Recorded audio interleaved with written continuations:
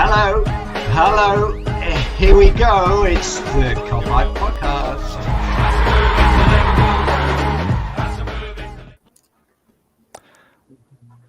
Hello everyone and welcome back to another Kopite Podcast. It's been a while, but yeah, I'm Mick Moran and I'm joined by Matt Ramirez once more, but we've also got sports journalist Maxi on the show making his Kopite Podcast debut. How are we doing, Maxi? You all right?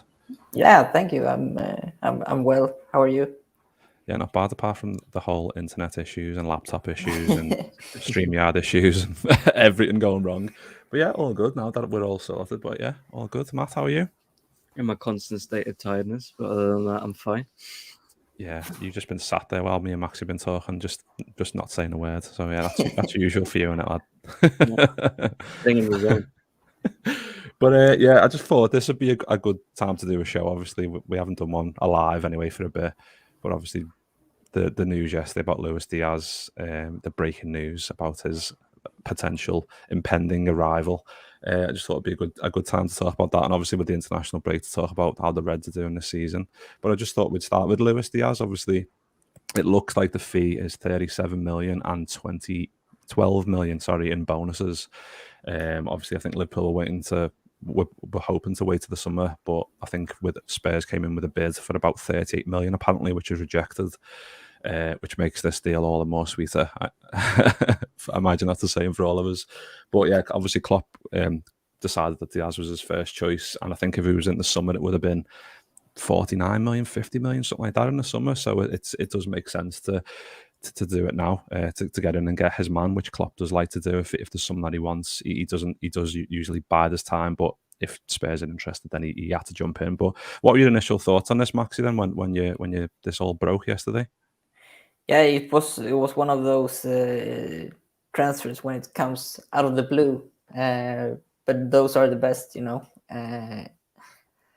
I like him a lot. I've been preaching him to Liverpool for a while now, and I know Liverpool has followed him a while as well. During the Copa America, Liverpool had their eye on him but didn't pursue him.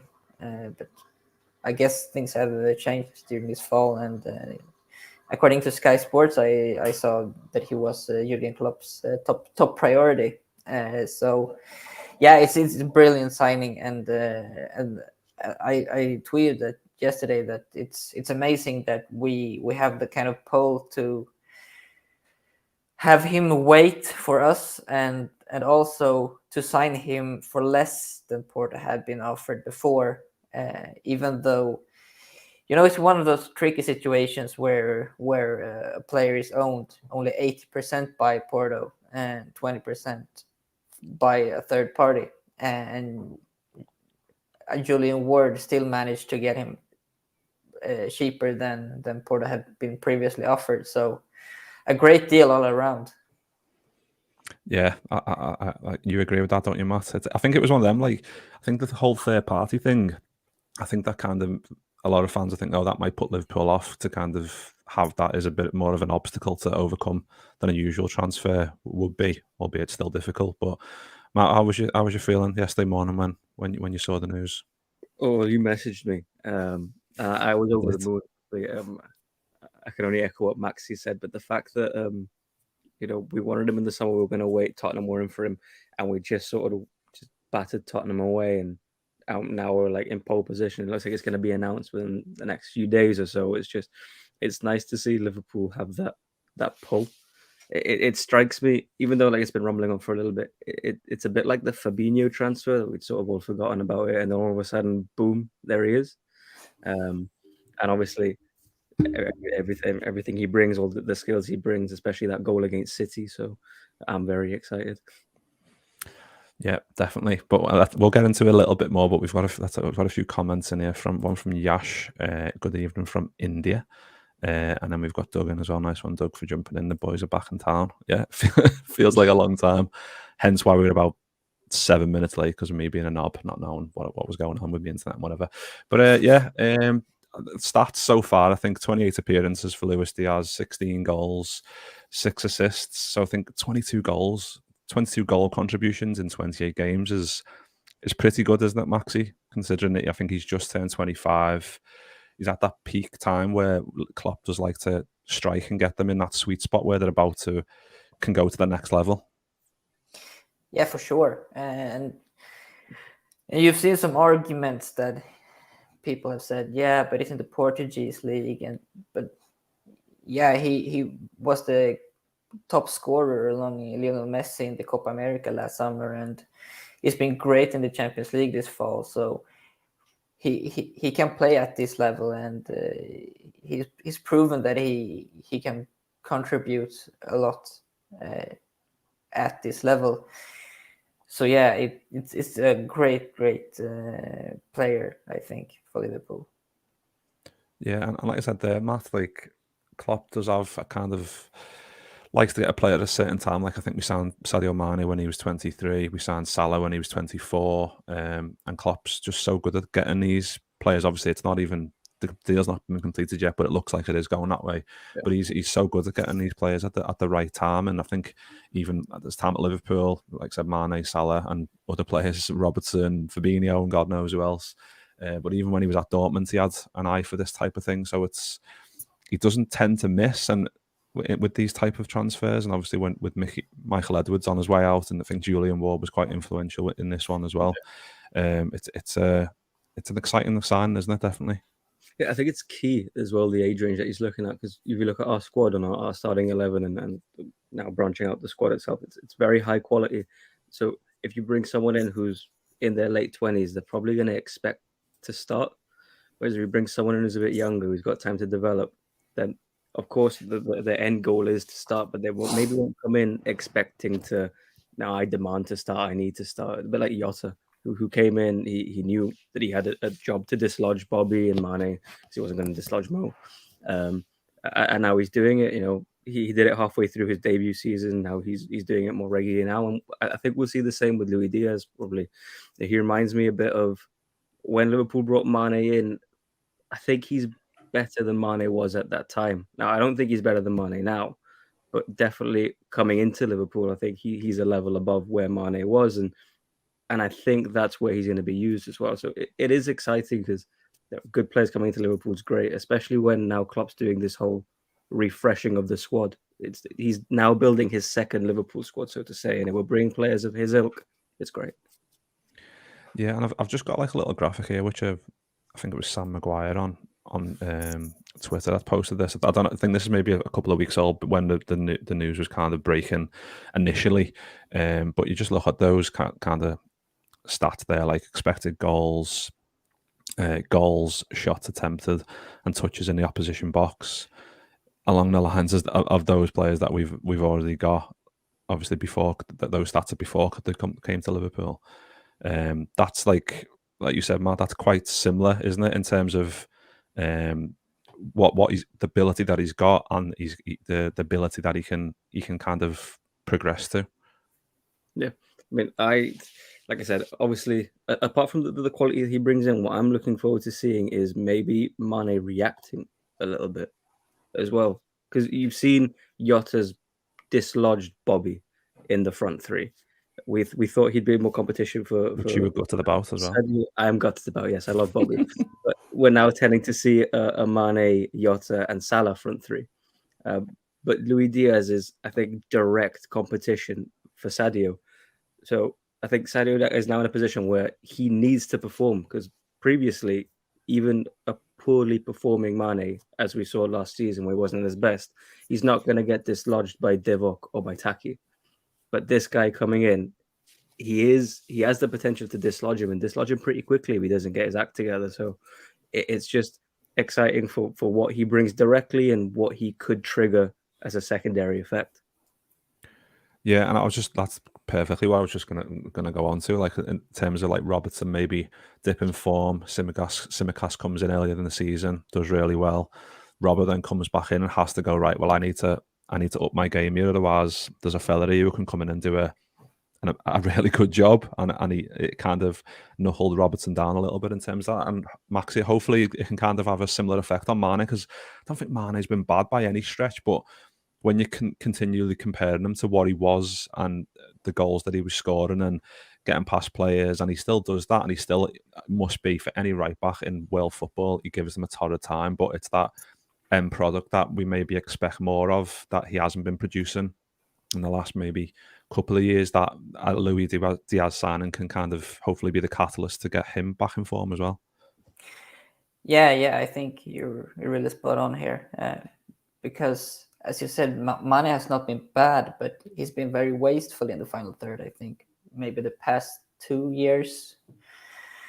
So this will be good for him to get someone in, because Luis Diaz is a very clinical finisher, and he will be tough competition for Mane, because I mainly think it's Mane he will compete with.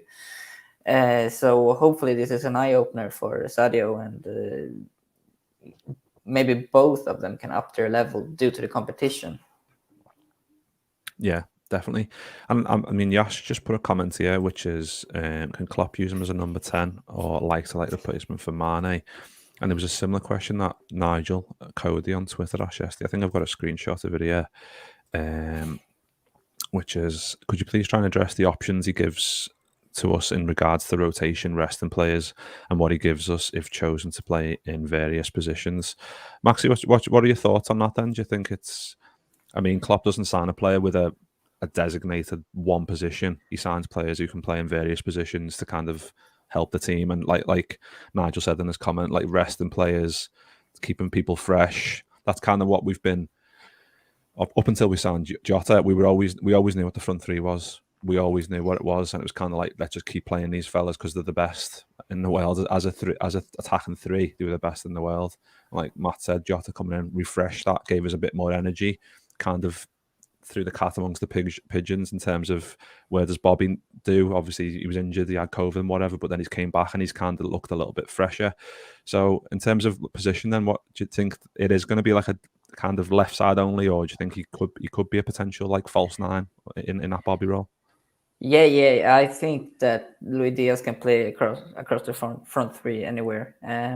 I mainly see him as a left winger and perhaps a striker, more of a not poaching striker, but like a pressuring forward, very going forward and putting pressure on. I have a hard time seeing him as a 10 or a false 9, because he's a player who really wants to go directly at the goal. He's not someone who drops down and creates for others. Really, at least he hasn't been doing that for Colombia or for Porto. So I mainly see him as like an offensive threat, if you know what I mean, because he's a player who, when he gets the ball, he wants to go directly at the goal. And try to score, or perhaps put someone else in position to score, and not really a player who drops down and creates spaces for others or kind of orchestrate play. So yeah, I think he can play anywhere across the front three, but if he plays as a striker, I don't see him as a false 9-ish striker. Yeah, I think I'm not going to sit here and lie that I've watched every game, but like obviously the games we played Porto, I watched them against Man City, I've watched them a few times for Colombia last night as well. Like you said, he does drop maybe into that left midfield type role where he can track back, and then he can use his body, his strength to kind of make the space as close to the touchline as possible and get the space down there and then run with it. And obviously we know how quick he is. It'd be interesting to see how that translates to the quickest league in the world, in the Premier League, to see if that pace still has that effect in the Premier League week in, week out, which I hope it does. But obviously we just touched on Mane a little bit, and I think there's been, every time there's a bit of positivity on Twitter, I don't want this show to be Twitter heavy, but when a new signing happens, there's always the other end of the scale, like, oh, what does this mean for Mane? What does this mean for Salah's contract and whatever else? But do you think it does mean anything for Mane, Matt, in terms of, obviously his contract's up next summer, isn't it? But like we said, Diaz coming in will hopefully have the right effect on him going forward. And we'd be crazy not to extend his deal, wouldn't we? Considering what he's done for us and what he could still bring over at least another couple of years. Yeah, firstly, on Salah's contract, it should not, and I doubt it affects Salah's contract by any stretch. Now, Mane's contract, I think it does affect that ever so slightly. I don't think it's a case of we don't re-sign Mane, but I think it's a case of going to Sadio and being like, look, you've got direct competition now. You want big money because he's going to want big money, and he can get big money anywhere he goes, but prove it. Because if you lose your place, you're not going to get the contract that you're wanting to get. So it's just the same thing that we keep saying. It has to be viewed as a positive for him, because if Diaz dislodges him, then when we probably won't be sat here in a year's time thinking that we need to give him a new contract, because if Diaz does dislodge him and managers drop down, are you going to want to be giving massive money to someone sat on the bench? I'd say not. I'd love to see Mane stay, but ultimately this signing, I think, just puts the ball completely in his court. Like, he has to perform to get what he wants. There's no longer a case of, well, I'm your best left winger by a long stretch, you need to keep me. There's a chance that this kid, he's 25 years older than me, this guy coming in, does, like you say, put the cat amongst the pigeons and make him have to work for what he does deserve so far. Yeah, and I think there's this constant thing, like I said, when Liverpool signs someone, it's like, well, who's going out the other side of the door then? Who's exiting to make way for this? It's like, well, we need players, like you said. You don't want to give Mane a massive contract with loads of money if he's then going to be sat on the bench for 2 years. It doesn't make financial sense for Liverpool, and we know that that's what they're all about in terms of value for money and making sure that they're paying people the right amount. What was that, Matt? Sorry? Balancing the books. Yeah, exactly. But obviously, we just touched on Mane, but I think there's talk about Minamino and Origi as well, obviously, because they're kind of our backups, I suppose. But I think Minamino, we've apparently turned down approaches from Monaco and Leeds. I read something today that Leeds might be back in for him. God knows if it's true or not. But what do you expect? Do you expect any of those two to leave Maxi in terms of Taki or Origi? I would say that I expect more that Taki might leave than Origi, to be honest. I think he has a big market value right now. He's done well whenever he's gotten the chance this fall, and I think there are loads of clubs who would want his services, and as we've seen now, Monaco and Leeds have inquired about him. So I would say we should keep an eye out for offers on Taki, but I have a hard time seeing Divock League, to be honest. I don't think many clubs are willing to pay his wages or the demands that Liverpool have for him. So yeah, I would say I would keep my eyes on a deal for Taki, maybe. Yeah. What are you thinking, Matt? Similar? I agree completely. I think it's more likely that Taki leaves now more than anything, because if you think about it, Salah's got his spot nailed down. Salah's not moving. But then the inclusion of, you've got now Diaz if he signs, Mane, Firmino, and Jota to fill out two spaces in that front three. There is a lot of rotation. Plus, you've got Harvey Elliott coming back into the mix, who can play there. There is a lot of competition for those front spaces. And if I had to let one of Taki or Div go, it would be Taki. Div, he can be frustrating, but whenever he comes in, he tends to score. Gets the goal, yeah. Wolves. He comes out clutch, and like Taki does score goals, but they tend to be when we're comfortable, we're doing well. Taki, Div will just get you a goal out of nowhere, and that's important. Taki, apart from the Leicester goal in the cup, like you said, it's usually Divock that comes up at the moment. Yeah, exactly. Where you need him to, isn't it? Looks a bit, to me, maybe it's a bit harsh, but a bit lightweight for the Premier League. He doesn't put his mark on a match, and I thought he'd do well, but he seems to be struggling. And out of the two of them, if I needed to turn last minute onto the bench, who do I want to bring on? Taki's getting overlooked every single time, and recently he has been as well. We've been without Mane and Salah and Keita throughout this period, and Taki hasn't got a look in. So I think if this Diaz thing does get signed, sealed, and delivered, pun intended. I think Taki's out. Yeah, I think what game was it where Taki was on the bench and Kay Gordon started? I can't remember what game it was now. Was that Arsenal? Was it second leg? Arsenal? Arsenal. Arsenal.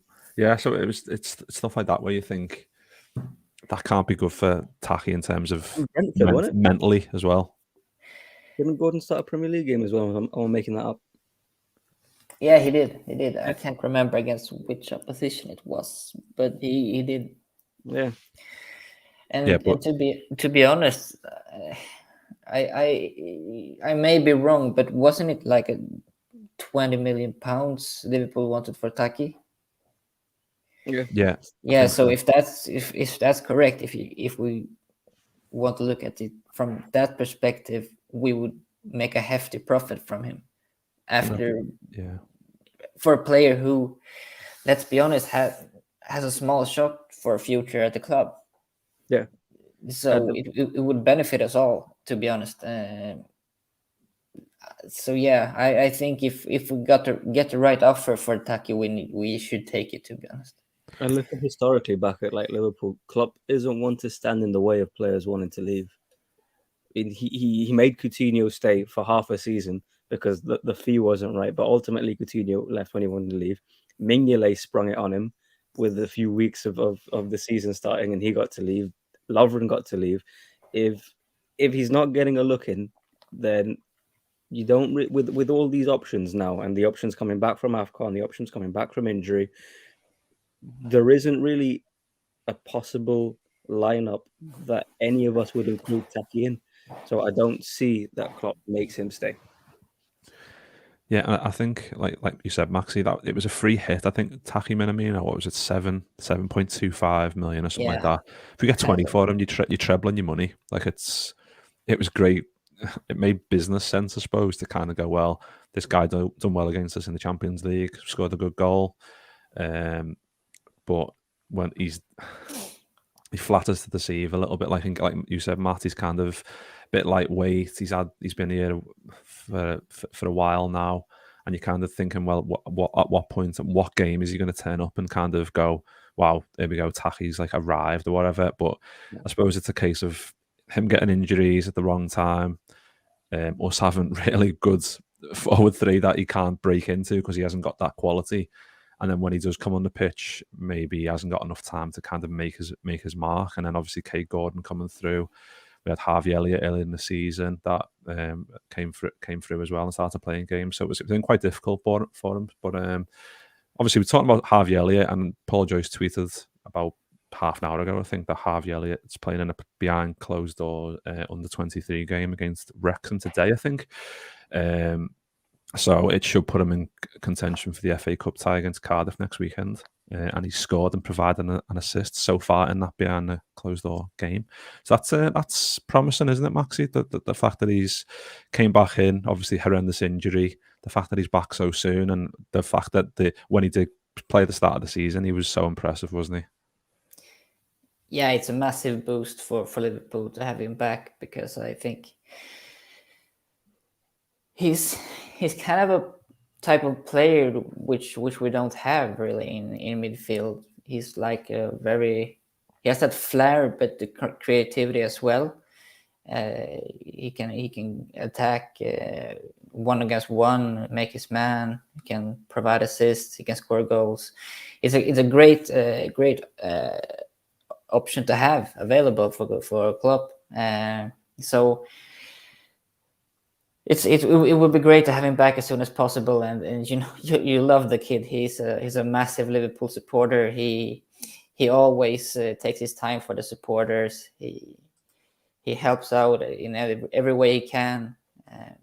So yeah, it would be a great thing all around to have him back, and for both our sake and his sake.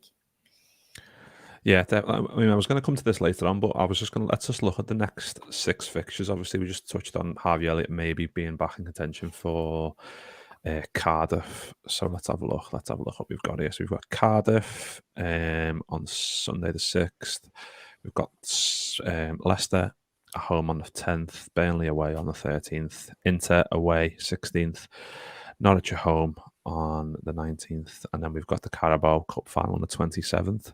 So those games are coming thick and fast, aren't they, Matt? Like we need to, like I said, like Maxi said, getting Harvey Elliott, a player we don't really have. He is quite unique in that regard, where he can get on the ball. He's like a number 10, but he can also play wide. He's got enough speed. He's got good acceleration, eye for a pass. He's a Liverpool fan, so he knows what it means to wear the shirt. He ticks a load of boxes, and it's no surprise that Klopp kind of did throw him in start of the season. Like in hindsight, at the time, I was really shocked, like walking into Anfield for the Burnley game and being like, "Fucking hell, he's starting Harvey Elliott." But when you actually see the kid play, you realise just how good he is, don't you? Yeah, I mean, at the time when he got his first start, I think you and me had done a podcast the day before.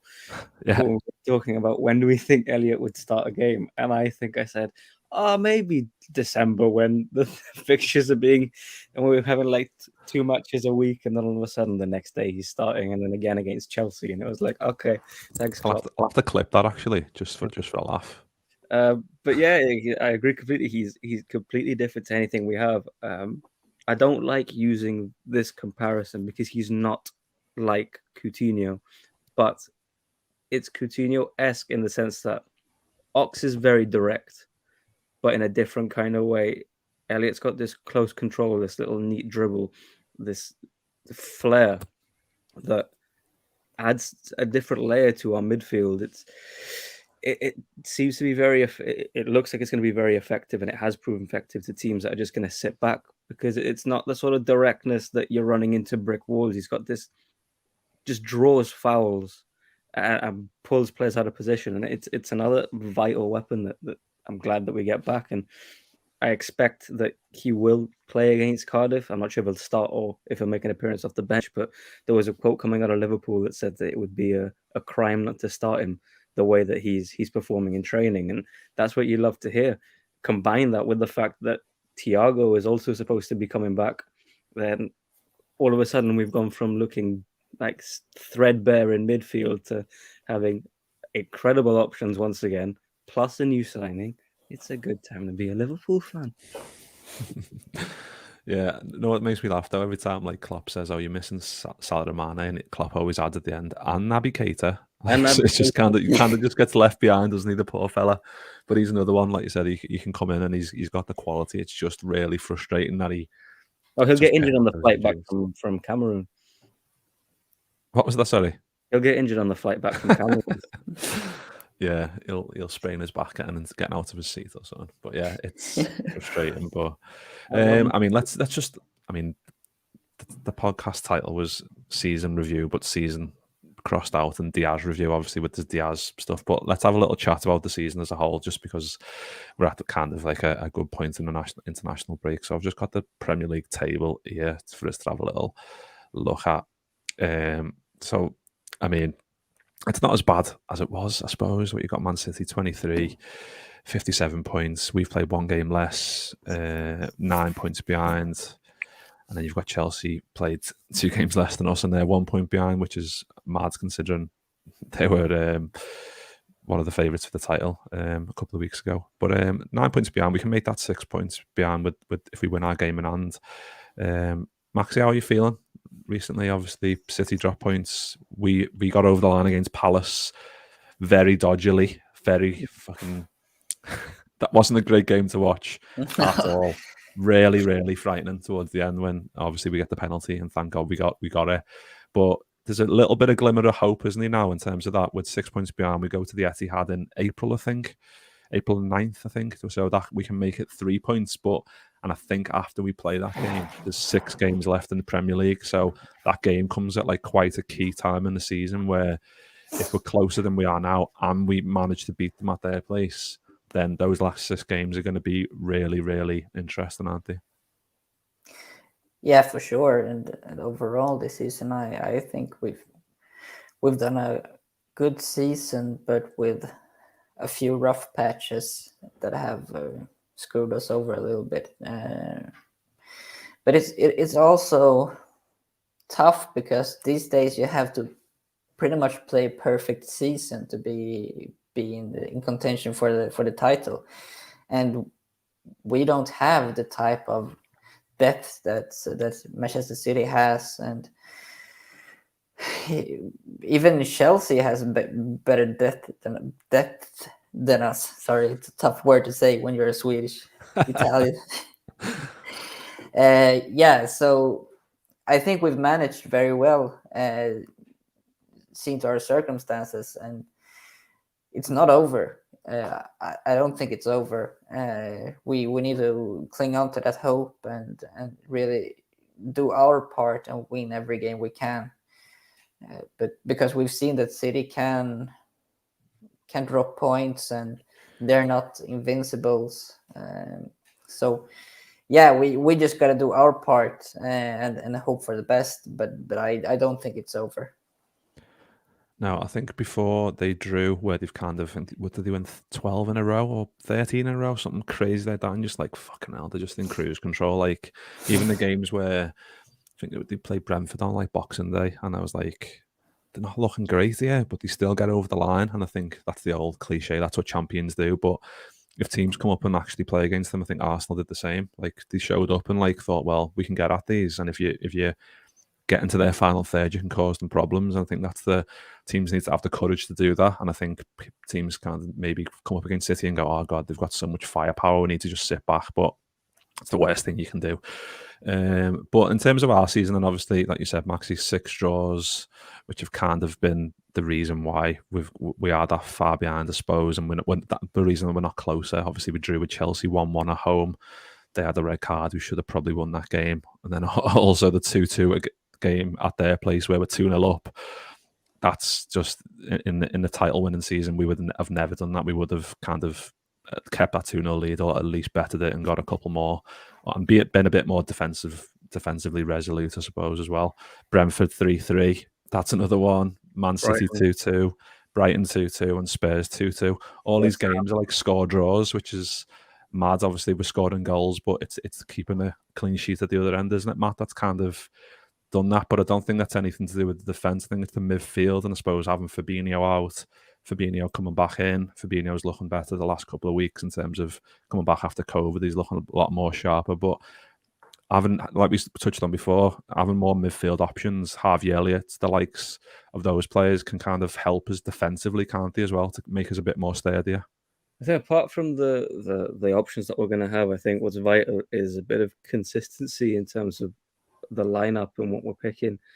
If in this period where, well, I don't think that we'd come through January unscathed, to be honest, and thankfully we have.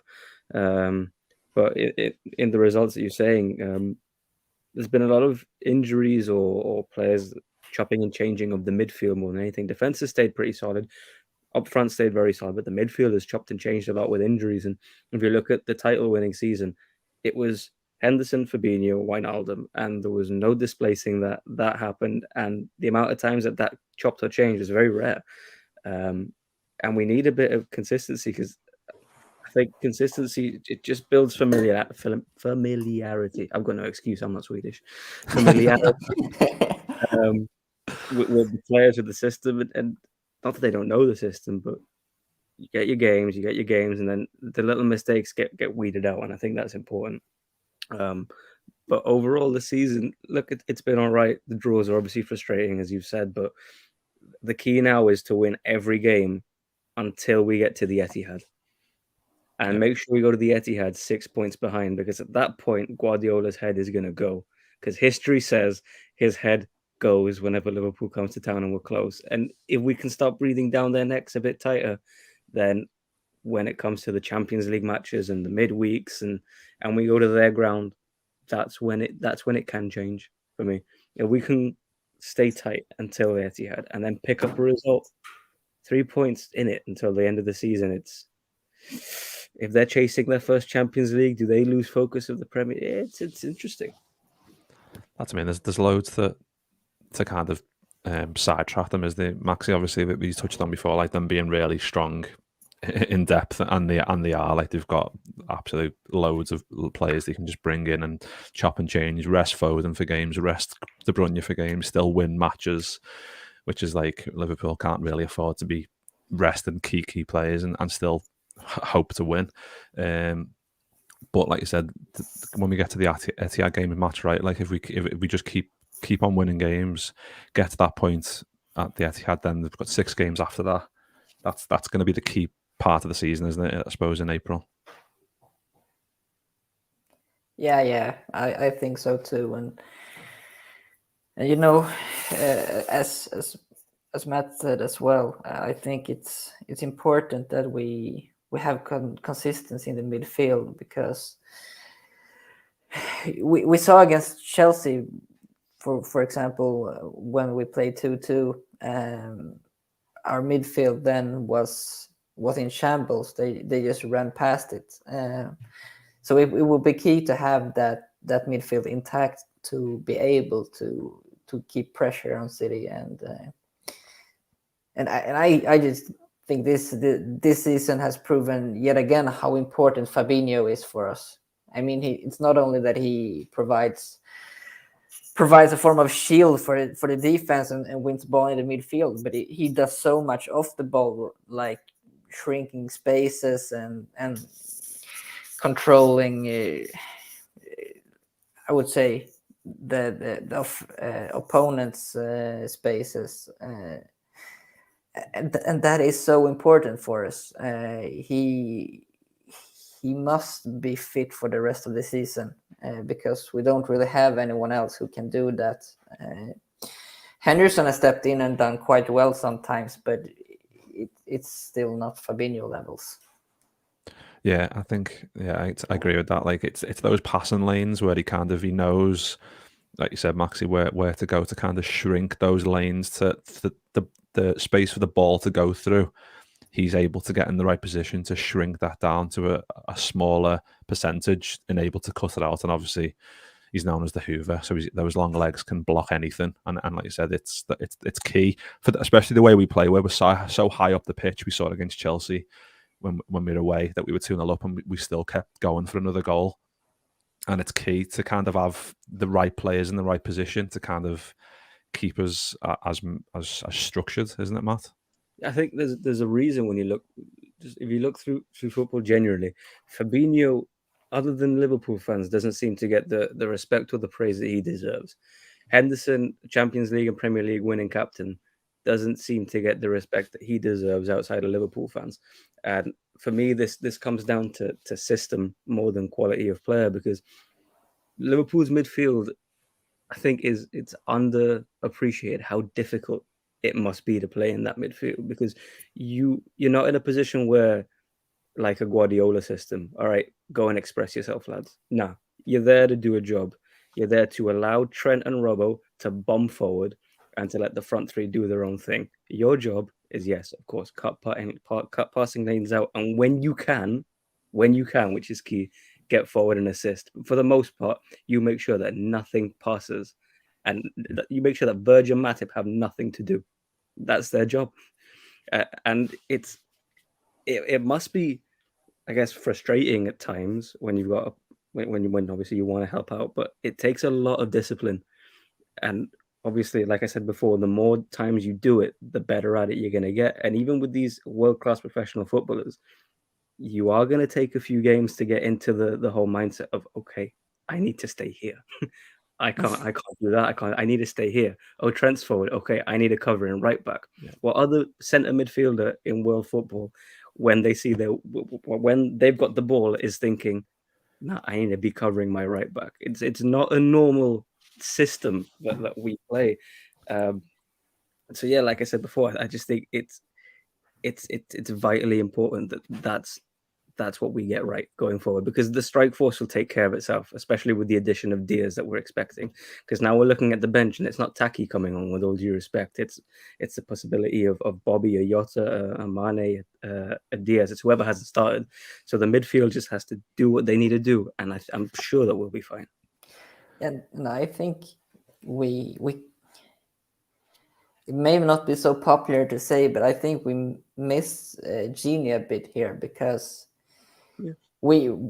this year we have a bit more offensive power from the midfield and a bit more creativity, but we don't really have that. Like, Genie was doing so much work off the ball like Matt said, go down and covering for the fullbacks bombing forward, and we don't really have anyone now with his work capacity and ability to like just accept staying back and covering spaces and stuff like that. So I would love to see us get someone of that character in the summer. Yeah, I think it's quite telling, like you said. I was just going to say that, Maxi, before you did that. When Alden was playing like 50 games a year, wasn't he? 50 games a season, like always reliable, never injured, covering for Robbo all the time. And we always looked solid, even when we still play the same way we do now. We just look a lot more susceptible to counter-attacks. And I think that's letting Genie go. I mean, the fact that we didn't replace him, I suppose, technically, obviously we had Thiago, but we didn't have someone like for like to come in and kind of do that job, which was a shame. But the fact that we're still in with a shout of a title charge is good news at this stage of the season. Anyway, I think what we are seeing maybe is a slight transition into a different system, and I think what we need to be is at least very happy and positive with where we are as a team whilst going through this transition, because Man United have been going through a transition for the last 10 years and they're in the shits. You know, we're challenging for a Premier League and into the last 16 of a Champions League and into the final of the Mickey Mouse Cup, you know, and we're going through transition and that's good. We might see a complete different style, and obviously we're seeing different styles of players brought in. You know, Thiago is Genie's replacement, but not directly. So Yeah.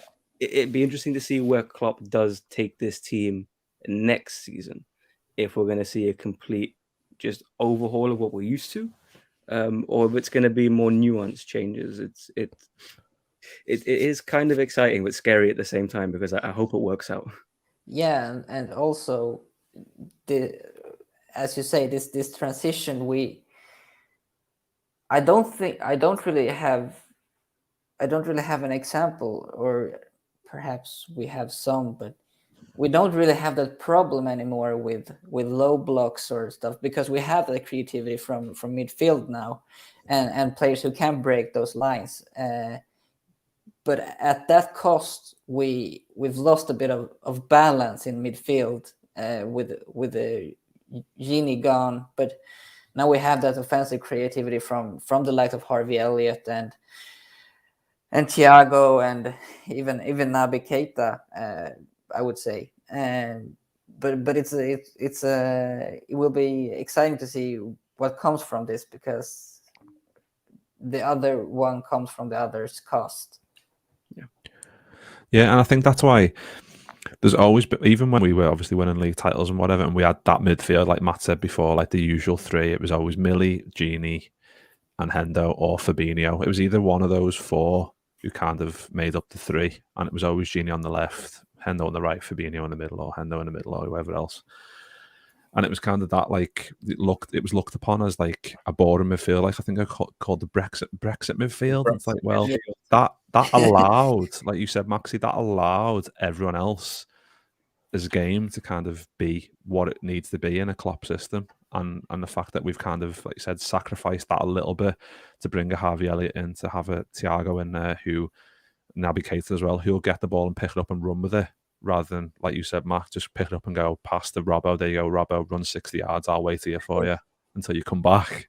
So it's kind of trying to get that balance. Like you said, Matt, it'll be interesting to see where we go next in terms of if we go back to that style, or we keep throwing Harvey Elliott in there, and then maybe have a newer left-sided more defensive midfielder, I suppose. See, I think that it's almost certain that we're gonna have a change of system unless Bobby gets replaced, because you look at the rest of the front, like all our attacking options, and the only one that can do the Bobby role is Bobby. He's the only player we have that can do that false nine. Everyone else is either a winger or can play out and out striker. Because when Jota comes in for Bobby, he's a lot further forward than Bobby ever is. So it looks like we're going into this just striker in a front three sort of system, as opposed to a not holding striker, but a false nine thing. So if Bobby doesn't get replaced, I think it's almost certain that we're gonna go down a different path with Klopp's 2.0 of Liverpool. Yeah, it's going to be interesting to see. But there's a few comments in here I just wanted to get through just so we didn't miss them off. Yash has put the first half against Palace was dominant. Yeah, we don't think we touched about it as a whole. I think I just meant like the last half an hour where we were like, fucking hell, we needed the goal. And they were kind of, Alisson Becker was just a one-man show, just kind of keeping us afloat at that stage. And that kind of just feeds into what we've just been saying about balance, where one ball over the top, we were absolutely so susceptible to counter attacks, which is what we don't want in any game. We don't want to be seeing that on a regular basis. We've got Paul in as well. Hi all, sorry I'm late. Nice one for jumping in, Paul. And then touching on fixtures like we were before. Yash says they play Man City play Stevie's Villa on the final day. Mate, imagine that. A Coutinho goal. The winning goal to give Liverpool the title. Oh. That would be absolutely fucking tremendous, wouldn't it? But Yash is flying in with these comments here. Yash, is time running out for Naby? What are your thoughts on that, Maxi? Do you think time's running out for him? To an extent, yes. I don't think that Liverpool will allow him to leave on a free transfer when his contract is out. I think that we will look to sell him before that instead. But yeah, to be honest, how many more seasons will he have? I like him. I like him a lot, but he needs to make his mark more on this squad or in this team than he currently is doing. This season he has had some great games, I think, but he needs to do that with more consistency. So yeah, I'm not sure when his contract is out. I'll check for you. Let's have a look. Well, he was brought in the year after Mo, wasn't he? So I'm assuming he'll have maybe 2 years left. Just keep talking. Yeah, I'll answer this. I've got it. June 30th, 2023. So yeah, 2 years. Well, a year and a half. Next June. Yeah. Again, Naby being forgotten. Mane and Salah out, but Naby's also out as well. I'll partly agree with Maxi that I don't think time's running out for his Liverpool career per se, because we've seen that he can heavily impact a match. The one that sticks out for me is the United game at Old Trafford that he ran the show, and he was incredible. It was like the Naby Keita that we signed. That's what he showed. I think time's running out for him to be a starter for Liverpool. If he can keep putting in, if he can stay fit and put in performances to that ilk, it would be ridiculous to not start Naby Keita in every game because he was immense. But if he keeps picking up injuries and not affecting games and having matches like the first leg at the Bernabeu last season, then he is going to lose his place and is going to become a rotational player. So it depends how you see time running out for him.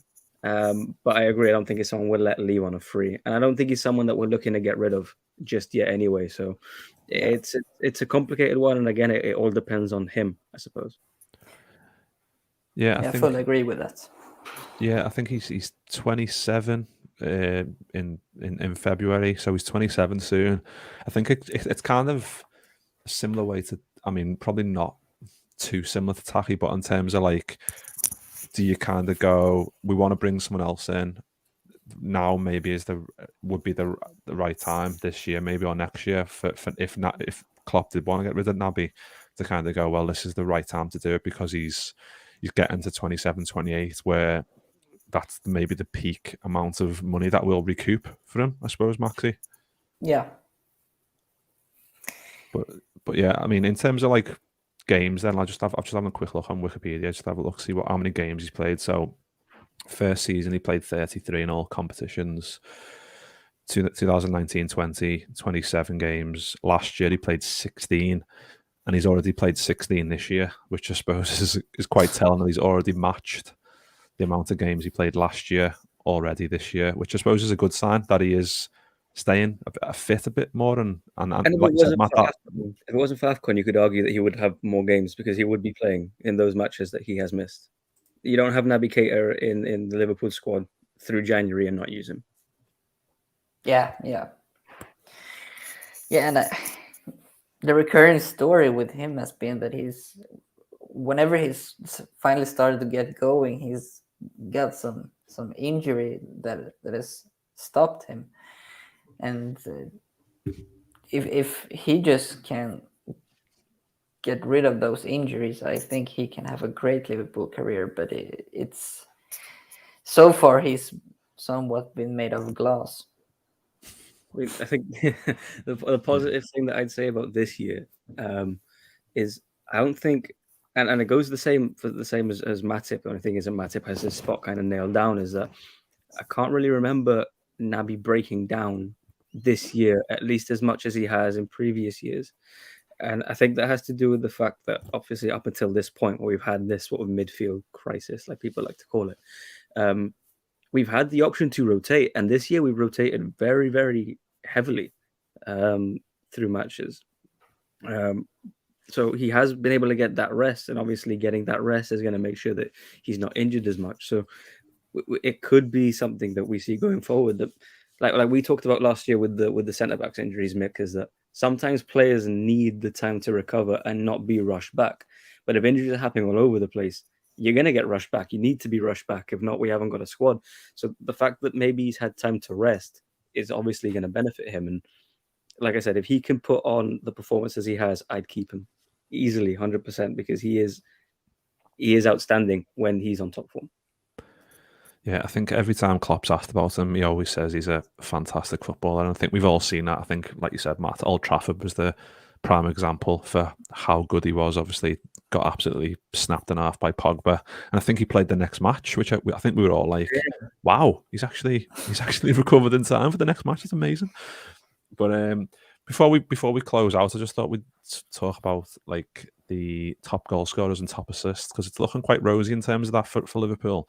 Because obviously Salah's scored the most goals in the league so far with 16. You've got Diogo Jota on 10 as well. Then the assist chart, we've got the top three, which is Trent on 10. We've got Salah second with 9 and Robbo third with 8. So I mean, I know it's nothing. You don't get a trophy for it, do you, Maxi? But I suppose it's nice to see that there's a lot of the goals and the assists are being shared around the team, like it usually is. Yeah, for sure. And I think I don't have any stats that prove this, but it's a feeling I have that one of the reasons that both Trent and Robertson are so high up there is because we've been more successful with set pieces this year, which is a positive thing. I think Robertson at least has 2 or 3 assists from taking corner kicks, and I really enjoy that. And it's great to have Van Dijk back for those type of situations. You just saw against, it was Palace, no? Palace, he just bulldozes in there and scores a bullet header. So yeah, that's one of my takes from that. I think it's a very positive thing that we've been so successful with set pieces. Yeah, what are your thoughts about it? It's nice to. I mean, I think it did pop up on Sky Sports actually just before Van Dijk smacked that ball top corner with his head off the corner. That I think we were. I don't know if we were top or we were second in the most goals from corners stat. Which, if you go back like 10 years, I remember when we were just so bad at corners, it was pointless even putting a corner in. But the thing is, we can be even better, because the amount of times Robbo or Trent whips one and it hits the first man. And the fact that we're still top of those charts in terms of goals from set pieces is amazing. The fact that there's still a load of room for improvement there as well. I think you said, you touched on it. You don't win a trophy for being top of the assists or top of the top. Well, you do win a trophy. Like Mo will win one, but I think if anything, apart from obviously the confidence that it will exude throughout the squad, and I think it could play into like a psychological effect on your opponents, because if you look at that, there are so many avenues in which Liverpool can come at you. So which do you focus on when preparing for a match against them?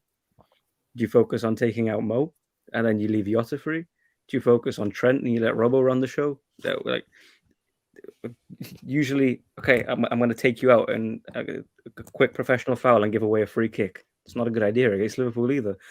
There's just so many facets to the game, and I guess that just highlights it. There's so many ways that Liverpool can hurt you this year, and it's pretty good to see, because we've struggled in years gone by where you focus on Fernando Torres and Liverpool have it hard to score. You focus on Luis Suarez and Liverpool have it hard to score. A couple of years back, you focus on Salah and you low block and Liverpool have it tough to score. But this year, do whatever you want and Liverpool is still probably going to score. So for me, it's just, apart from, the 6-point gap, it's a good season so far. I think it's fascinating too, because I'm not sure Robbo was in there, but during preseason, I remember reading from the Athletic that the club had invited some, I don't know what it was, but Trent was in there. It was some kind of project where they were helping the players to improve their execution through like sensors in their heads and stuff like that. And now you see Trent leading the assist charts. It's all about those marginal gains, like Klopp has said all along, and I love how we're always looking for new ways to improve that. And I think this project this summer has had some effect on the players, because you see the results now. Yeah. I mean, didn't Gary Neville call Trent Beckham, Gerrard, and De Bruyne rolled into one and put it right? Yeah. He's ridiculous. It's massive. We should do a podcast on Trent. I could talk all day about Trent. He's so fucking good.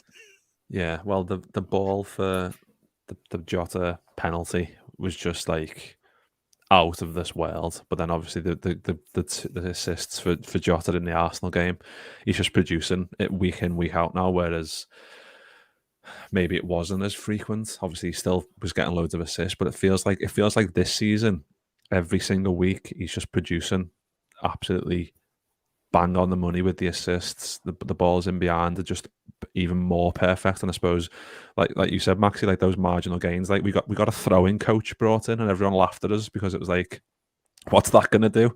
But it's breaking down those little moments in a game that may seem insignificant to others that you can turn to into a benefit for you. And I suppose that's what Klopp's so good at, isn't it? I suppose.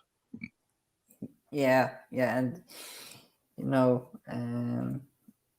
we invited some surfer guy too to be like a mental coach during some preseason, and there's been so much, and I love that entire I don't know what you should call it, but type of mentality Klopp has for leading this team. Like, he wants to control everything, even the slightest details, and he will do everything in his power to do so. And I think that's a big factor behind us doing so well. Yeah, definitely. And what was that, Matt? Sorry. It's the only bad thing about all this is that I'm enjoying all this. Like, I love all this, but at the back of my mind is like the slightest fear that gets bigger every year, going 1 year left, 1 year less of Klopp, 1 year left. I'm just terrified when he decides just when he finally goes on his sabbatical. It's just terrifying, but I'm trying to enjoy it whilst it lasts. Well, very good. The seasons just go so fast, don't they? Especially last year, which is completely blotted from my mind and memory. Like, even the good results, I'm like, doesn't even matter, because it was just such a mad season. And that was kind of another season gone, which would have been so much more enjoyable if there was fans in the stadium. That would have just been another season of Klopp, and I feel like we've kind of lost a year of that because of that season, which is a shame. But we'll finish on this. Another comment from Yash, who's another comment on Trent, which he's performing on a ridiculous level week in, week out. So doesn't it feel like, at least with Trent and Mo, that they know they didn't have the best season last season, so Man, they're on a mission now. Yeah, it does. Yeah, I'd agree. And I think Mo is just, I think he's with the Ballon d'Or like this year, finishing like, was it 7th, and then not getting in the team of the year, and he like, people ask him about it, and he laughs all this stuff off, and I feel like he's just going, "I'll fucking show you." Yeah. Yeah, well, just looking at the stats again briefly before we go, like he scored 23 goals this year in all comps, and that's the same as he's got in the whole of the 19-20 season. And he hasn't been here in January. Yeah, it's crazy. Like I bet he was gutted that he had to go to AFCON just because he would have been licking his lips watching those the games against Palace, thinking, "Oh, that should have been my penalty." Fabinho's racking up the goals and whatever else. So. I hope he wins the whole thing now. Like there was a point that I was like, "Oh, just get knocked out in the groups and come help us out in January." But now that he's got through and like Cardiff is next, I'm like, oh, just go win it. Yeah. Did you guys see the Egypt game against Ivory Coast? Yeah, I watched it. Yeah. When the penalty started, he was like going around motivating people, asking, "Do you want to take a penalty? Do you want to take a penalty?" And then when he steps up for the 5th and final penalty, you just know that he's going to shoot this through the net if he needs to. Yeah. He's on another planet. And as we've seen with the Ballon d'Or this year, apparently if your team wins an international competition, you get gifted the Ballon d'Or. So come on, Mo, go and win the AFCON. Even though he's got the most. I don't know what the word is, but I don't enjoy watching him take pens. I know I've said this before. He's so good at them, but I do not enjoy the run up because I think he's going to miss every time. But I suppose he missed one this year. Has he missed one this year too? Yeah. I think he's scored nearly every penalty for Liverpool, and we talk about this every time as well. Every time he steps up, I'm like, got no faith that he's going to score. Yeah, I don't know at what point it needs to be where we're like, right, Mo stepping up for a pen, he's going to score. Like when he steps up for Egypt, I'm like, obviously I'm not worried. But then I think he's definitely going to score. But when it's for Liverpool, I'm like, oh God. I think this is really fucking stupid, but I think it's the hair. Because Fabinho is bald, like he's balder than bald, and he steps up, and I'm like, this is in. But Fabinho, he's so cool, man. When he steps up to the penalty spot, I have complete faith in him when he steps up. Yeah, he's so chill when he runs up as well. So he doesn't care. Yeah. I think it's the style of run up as well, isn't it? I think because Mo's kind of quite far back, he does that little shuffle thing, then he absolutely runs as fastest at the ball before he hits it. And I'm like, oh, fucking hell, he's going to miss. Expectation that he's going to leather it over the crossbar. Yeah. It just looks like that kind of run up that this is going to go and clear like the cop end or something. Fabinho has the boldness and that Brazilian suave. Yeah, that's what it is. Well, there we go. That's a good way to end the pod. Brazil, Fabinho's got that bald Brazil suaveness. We'll leave it on that note. That's a good way to end it. But yeah, nice one to Matt as usual for jumping on. Nice one to Maxi for jumping on and having a chat. I'm sure we'll get you on again soon on time. I'll take the blame. I'll take the blame for that. We'll do it next time. We'll get on time. But yeah, nice one to everyone in the comments. We've had loads. We've had Yash. We've had Paul. Who else have we had? We've had Doug. In the comments, a few others as well. Nice one for jumping in, and we'll be back soon. It won't be as long as the last time between this pod and the last live, which has probably been like 3 weeks or whatever. But we'll be back soon, hopefully, to celebrate a few more Liverpool wins. Up the Reds.